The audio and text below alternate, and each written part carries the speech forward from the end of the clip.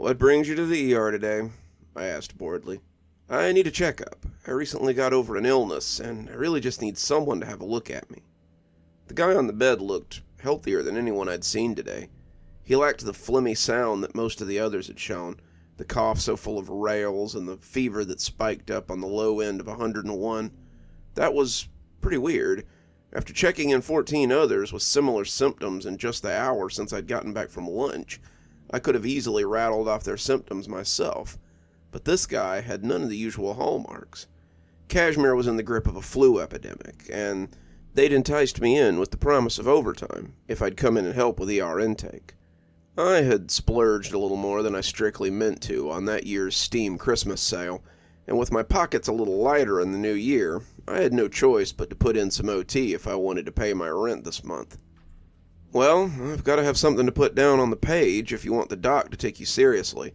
What brings you into the ER today?" He looked unsure, like someone who doesn't know where to begin.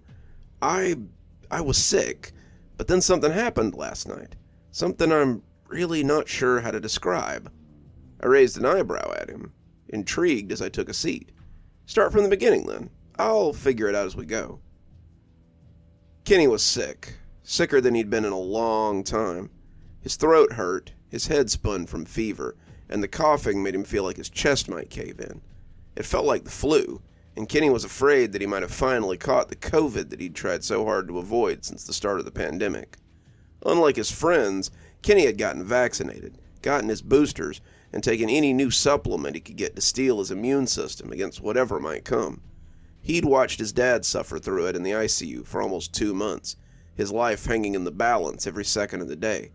When he'd finally come out on the other side, he'd still been weak as a kitten for months after. He was only now getting back to something like normalcy, and his sickness had made Kenny downright scared of the virus. For the last 2 years, he'd had so much vitamin C and immune booster rolling around in him that he hadn't even picked up the common cold, and when he'd started coughing, he knew that something had finally caught up with him. When his COVID test came back negative, he'd breathed a thick sigh of relief. After what he'd been through, he almost wished it had been positive. At least then, Kenny would have had something to attribute all the weirdness to. It started with drainage. Kenny had never been the kind of person to carry a handkerchief, but now we seemed to go through 3 a day. The poor rags would be sodden by the end of it, thick with mucus from his constantly runny nose. The running nose and the constant throat drip had seemed to come before the other symptoms, and Kenny found that he was always honking his nose or coughing up phlegm. The flow was endless, and his chest soon hurt from all the coughing and hacking. He had called work to let them know what was going on, and his foreman was more than happy to let him stay home. "I've been trying to get you to use that vacation time for months. Sounds like a perfect opportunity for you to take a 2-week vacation." "Pfft, some vacation," Kenny spat, coughing up a big glob of mucus into the trash can. "Take your days and enjoy getting paid for being sick," he'd shot back, telling him he'd see him in 12 days before hanging up. Kenny grumbled as he hung up, not thinking he needed 2 weeks, but by the next day, he was thankful for the time. He'd woken up to find his skin on fire. Kenny was burning up, his thermometer saying that he had a fever of 101.2. His head pounded, his throat felt scratchy, and his nose and throat gushed snot. He blew it out, hacked it up, and constantly felt it trickling down his throat. He spent most of that second day in bed, reeling with the fever, and feeling like he didn't have the strength to do much but turn his head and watch a little TV. His one foray into the kitchen had been to grab a few bottles of water, a bag of chips, and a few granola bars. One of the water bottles was now a soupy, half-full mix of hacked-up phlegm and spit, and Kenny had been watching Friends through owlish eyes as he slipped in and out of consciousness. He was absolutely miserable, and knew he needed cold medicine if he wanted to get past this.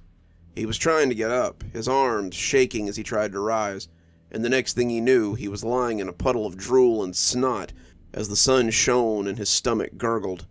That was how the vomiting had started. The granola bars and chips were joined in the bowl by an alarming amount of green goo. His sinuses had been constantly draining since this all started, and every upheaval brought more of it out of his stomach.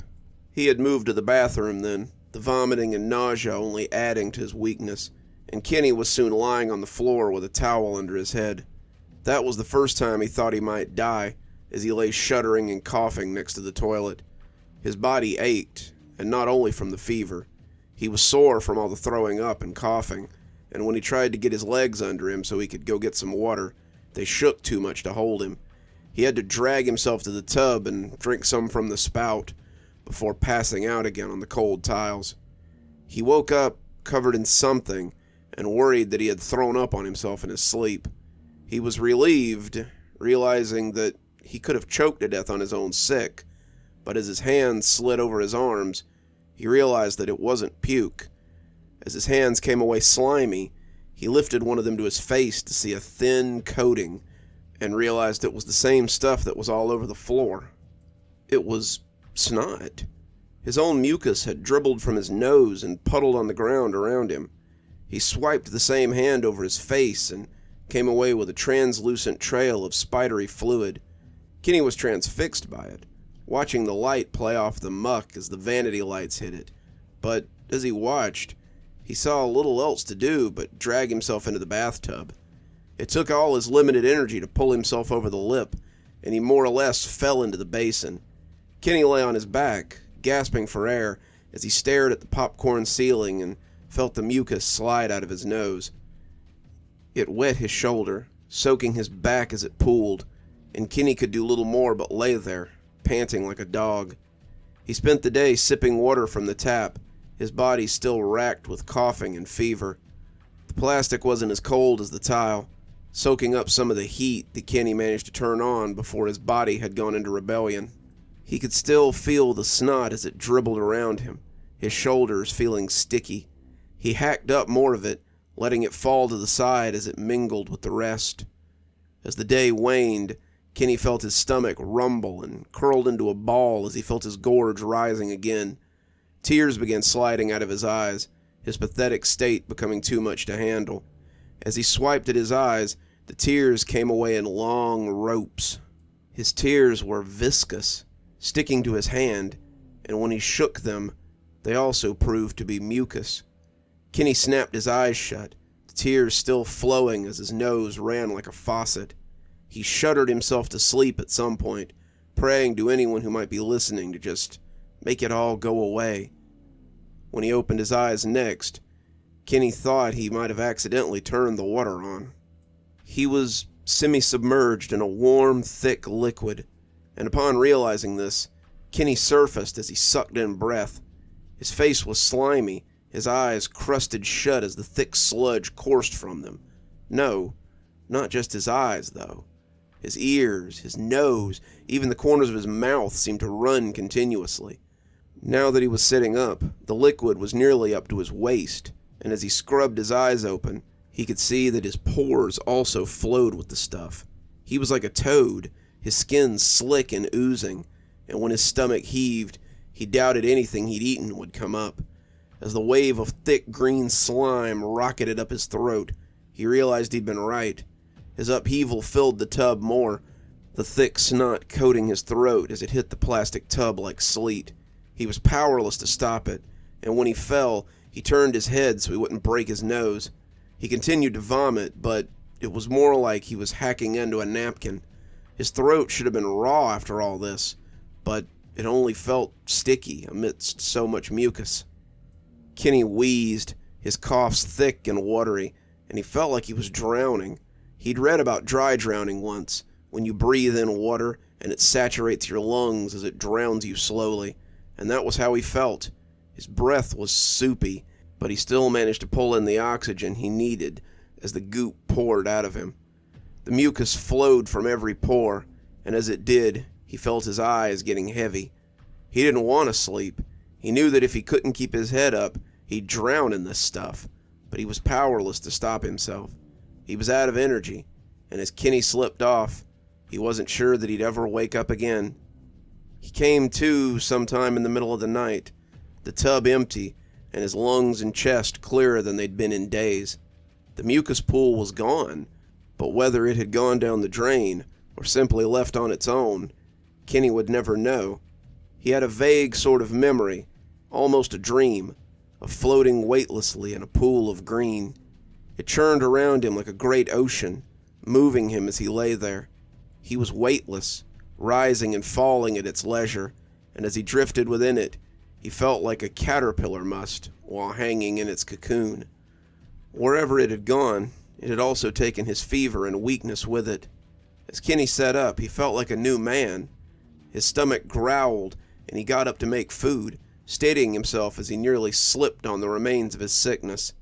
If it hadn't been for that thin coating of slime at the bottom of the tub, Kenny might have wondered if he'd ever been sick at all.